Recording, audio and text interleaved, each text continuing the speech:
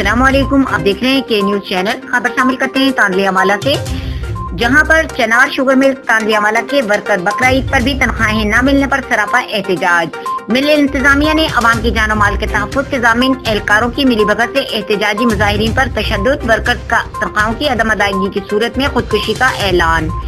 इस मौके पर एहतजाजी मुजाहिरीन का मजीद क्या कहना था, आइए जानते हैं अली हसन साबरी की इस रिपोर्ट में।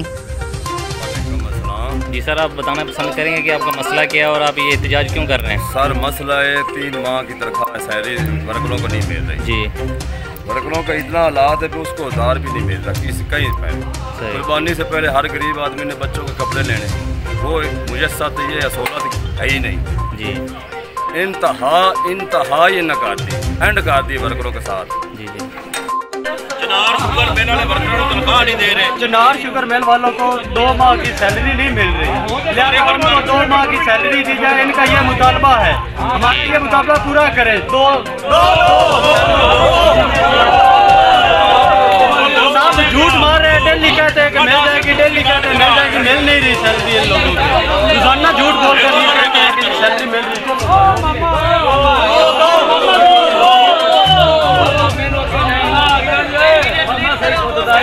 सादा